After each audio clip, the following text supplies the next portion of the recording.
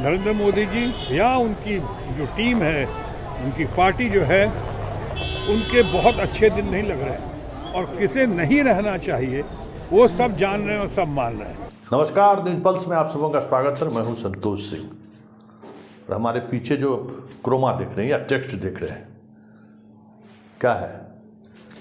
विपक्षी नेता के एकता का बीड़ा हमारे बिहारी बाबू ने उठाया। जी हाँ, ये एक एक्सक्लूसिव खबर है जो हम आप तक पहुंचा रहे हैं। बिहारी बाबू किसी नाम के या पहचान के तो मोहताज है नहीं, और कौन नहीं जानता कि इनका किस नेता से किस तरीके का व्यक्तिगत रिश्ता रहा है। तो ये जो चेहरे आप देख रहे हैं, उसमें 3 ऐसे चेहरे हैं जिनसे बिहारी बाबू का बहुत ही नज़दीकी और करीबी का रिश्ता है। एक ममता बनर्जी के तो अभी सांसद ही हैं। बात अगर लालू और नीतीश की करें तो ये सांसद भले ही बीजेपी के रहे हों एक दौर में, जिस दौर में ये बीजेपी के सांसद हुआ करते थे पटना से, उस दौर में भी लालू यादव से इनके व्यक्तिगत रिश्ते बहुत ही अच्छे रहे।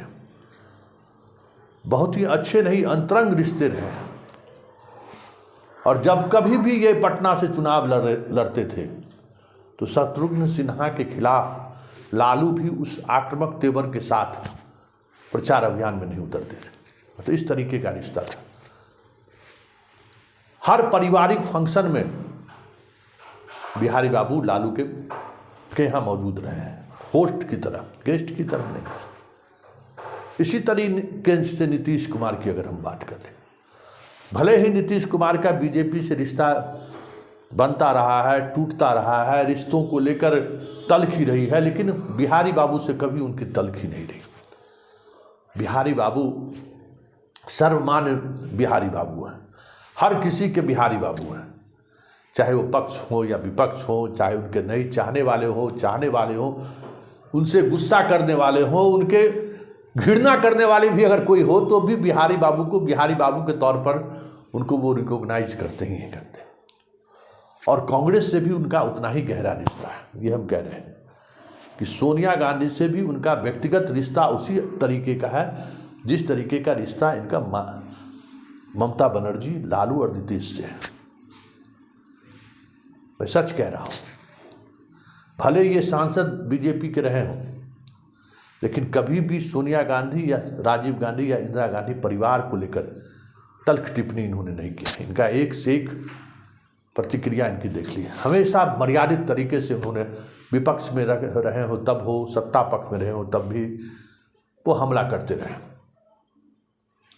और यही भरोसा उन्हें जब वो बीजेपी से जब वो बाहर हुए, बीजेपी से, मोदी से जब उनका टकराव हुआ, तो उनको भी पटना से चुनाव लड़ाया, याद होगा।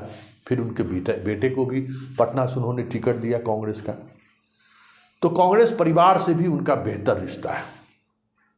और अब हम खबर की बात करते हैं। खबर ये है कि बिहार, झारखंड और बंगाल 3 ऐसे राज्य हैं जहां विपक्ष में जो लोग हैं उनसे शत्रुघ्न सिन्हा, हमारे बिहारी बाबू के बेहद ही बेहतर रिश्ते हैं। और इन तीनों राज्यों में कांग्रेस बी या सी टीम, बिहार में सी टीम है, झारखंड में बी टीम है, बंगाल में सी टीम है। तो वहाँ कैसे बेहतर समन्वय हो सकता है विपक्षी एकता को लेकर, इसकी बीड़ा तमाम इन तीनों जो पॉलिटिकल पार्टी के लीडर हैं, ममता बनर्जी हो, नीतीश कुमार हो, या लालू यादव हो, या सोनिया गांधी हो, हमारे बिहारी भाई को दिए, मतलब बिहारी बाबू को के जिम्मे दिए हैं। और इसी मिशन में बिहारी बाबू इन दिनों बयान भी दे रहे हैं और अपने उसी रिश्तों के आधार पर पॉलिटिकल पार्टी के लोगों से बात भी कर रहे हैं। इनकी हाल में लालू से भी मुलाकात हुई है, सोनिया गांधी से भी मुलाकात हुई है, नीतीश से भी मुलाकात होनी है इनकी, और उसके बाद फिर इनकी ममता बनर्जी से मुलाकात तय है। ये सब कुछ इसी महीने में होना है, ये भी तय है।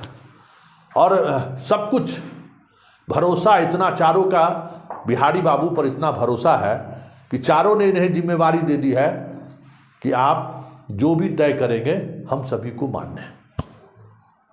तो इस तरीके के किंग मेकर की भूमिका में हमारे बिहारी बाबू हैं और उनका अंदाज भी कुछ इसी तरीके का है। जरा सुनिए, जब वो पटना कल पहुंचे हैं तो किस अंदाज में उन्होंने मोदी पर हमला बोला है। जरा एक एक करके सुनिए कि किस तरीके से उन्होंने हमला बोला और विपक्षी एकता को लेकर उन्होंने क्या बातें कही हैं। तो कौन होगा प्रधानमंत्री विपक्ष से वो तय करने का भी फायदा नहीं, पहले ही कौन नहीं होगा और किसे नहीं रहना चाहिए वो सब जान रहे हैं और सब मान रहे हैं। तो जहाँ तक इनका सवाल है कौन होगा, तो हम लोग बचपन से सुनते आ रहे हैं, आप भी सुनते आ रहे हैं कि after Nehru who, after Jawaharlal Nehru, after Lal Bahadur Shastri who, ये हु चलता रहता है, फैसला हो जाता है धीरे धीरे, स्लोली बट श्योरली। विपक्ष के लोग, विपक्षी एकता होगी, कहाँ तक होगी आने वाला वक्त बताएगा, लेकिन होगी ज़रूर। और जहाँ तक उनकी दूसरी बात का सवाल है, हमारे दोस्त माननीय प्रधानमंत्री नरेंद्र मोदी जी या उनकी जो टीम है, उनकी पार्टी जो है, उनके बहुत अच्छे दिन नहीं लग रहे हैं, क्योंकि उन्होंने कहा था और इसको नीतीश कुमार ने भी समझाया जाना है और हमारे खड़गे साहब ने और अपोजिशन के तमाम बड़े बड़े नेता, जिसमें हमारी अपनी ममता जी भी हैं टीएमसी की, सबका ये सब अनुमान ही नहीं बल्कि संकल्प है। तो आपने सुन लिया कि प्रधानमंत्री कौन बनेगा ये तय नहीं है, लेकिन प्रधानमंत्री कौन नहीं बनेगा ये तय है। मतलब इशारा साफ मोदी को लेकर है कि उनका प्रधानमंत्री नहीं बनना तय है। और उन्होंने ये भी कह दिया कि विपक्षी एकता भी तय है और कांग्रेस सहित तमाम दलों के बीच बातचीत चल रही है, ये भी उन्होंने कह दिया।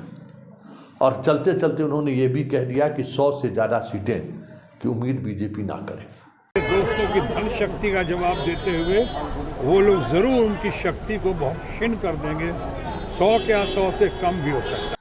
मतलब साफ है कि जिन खबरों के सहारे हम आपको ये कहना चाह रहे थे कि बिहारी बाबू इस बार किंग मेकर की भूमिका में है, कमोबेश अपने उस बयान के आधार पर इस बात को, इस नैरेटिव को उन्होंने आगे बढ़ाया है कि आने वाले समय में जो ये 3 राज्य हैं जहाँ से बीजेपी ने काफ़ी सीटें जीती हैं, उनको कैसे हम हरा सकते हैं, इसकी एक ब्लूप्रिंट हमारे पास है।